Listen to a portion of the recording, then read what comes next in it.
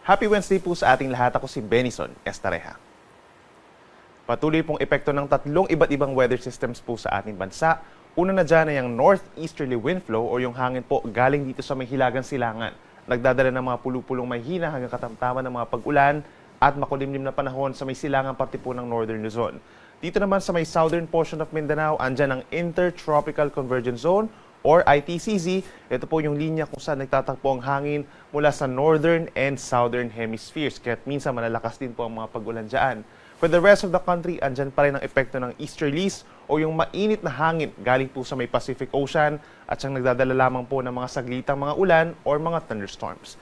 At base naman sa ating latest satellite animation, wala po tayong namamataan na bagyo or low pressure area na makakaapekto sa ating bansa hanggang sa matapos ang weekend.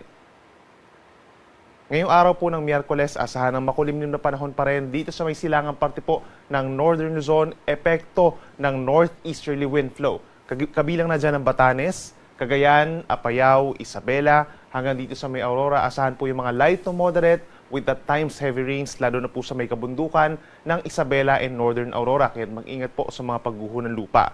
The rest of Cagayan Valley plus the rest of Cordillera Region, makulimlim na panahon din po for today at aasahan lamang po yung mga saglitang mahihina hanggang katamtamang mga pag-ulan. Habang natitirang bahagi pa ng Luzon, kabilang ang Metro Manila, partly cloudy to cloudy skies at may chance na lamang po ng mga pulong mga paulan or mga pagkidlat pagkulog, lalo na sa dakong hapon hanggang sa gabi. Temperatura natin or air temperature sa Metro Manila, posibleng umakyat sa 32 degrees Celsius, ngayon din sa ilang bahagi pa ng Northern and Central Luzon. Habang sa may Baguio City naman, posible lamang ang hanggang 25 degrees Celsius na air temperature. Sa ating mga kababayan po dito sa Palawan, fair weather conditions or madalas magiging maaraw naman po, yun nga lang mainit, lalo na sa may areas po ng central portion ng Palawan. Habang pagsapit sa may Visayas, may mga ilang areas po na bago magtanghali, magkakaroon lamang ng mga saglit na ulan, kabilang ng mga bayan po sa may eastern and central portion of Visayas. Pagsapit ng tanghali hanggang sa hapon, medyo magmumove po yung mga clouds patungo dito sa may western Visayas and Negros Occidental, kaya't asahan din po yung mga pulupulong mga paulan or pagkidlat pagkulog. Temperatura natin sa Puerto Princesa hanggang 32 degrees Celsius sa tanghali, habang sa Metro Cebu naman hanggang 31 degrees Celsius. At sa ating mga kababayan po sa Mindanao, magbaon ng payong yung mga nasa southern portion. Epekto po yan ng ITCZ. Mataas ang chance na ng ulan umaga pa lamang sa may Basilan, Sulu, Tawi-Tawi, hanggang dito sa may areas po ng South Cotabato, Sarangani, Davao Occidental, and Davao Oriental. At minsan malalakas po yung mga paulan, mag-ingat po sa banta ng baha at pagguho ng lupa, bagamat hindi naman tuloy-tuloy yung mga magiging pag-ulan doon. For the rest of Mindanao, bahagyang maulap at madalas maaraw naman sa umaga hanggang sa tanghali.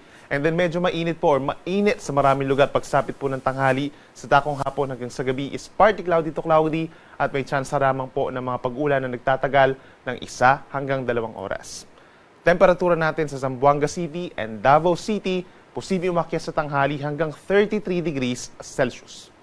Pagdating naman po sa ating heat index kahapon, pinakamataas ang heat index na naramdaman dito sa may Vera Catanduanes hanggang 45 degrees Celsius, na sinundan naman ng Pili, Camarines Sur with hanggang 43 degrees, at sa Iba Zambales 42 degrees Celsius. Itong mga nabanggit natin na lugar nagkaroon po ng delikado or dangerous levels of heat index. Habang sa Metro Manila kahapon, umabot sa 40 degrees sa may Naiya Pasay City at 37 degrees naman sa may Quezon City.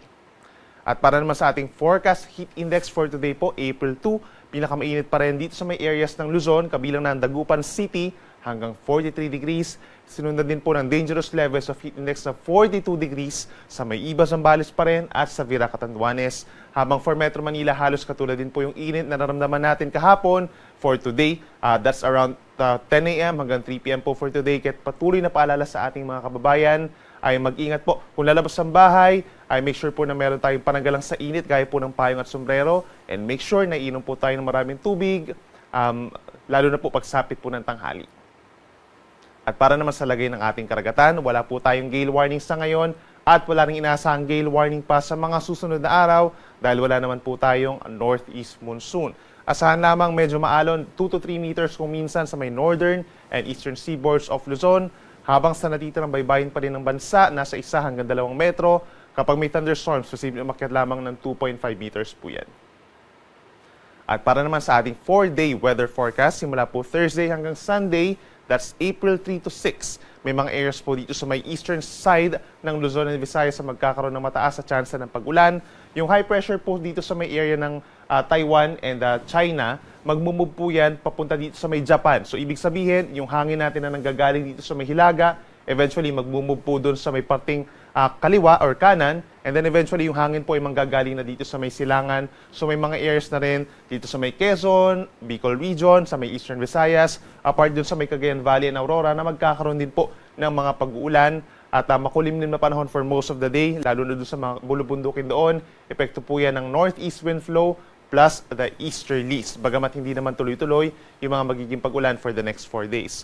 Samantala, meron tayong aasahan pa rin ng mga pag-ulan sa portions of Davao Region and Socsagen. Pagsapit po ng Thursday and Friday, epekto pa rin yan ng ITCZ o yung bangga ng hangin nga from the northern and southern hemispheres. But then naakyat po yung ITCZ natin pagsapit ng weekend at magkakaroon pa rin ng mataas na chance ng pag-ulan. Hindi lang itong mga nasa southern Mindanao, malaking bahagi na po ng Mindanao magkakaroon ng mas madalas na mga pag-ulan at minsan malalakas po ito kaya't mag-ingat sa banta ng baha at pagguho ng lupa.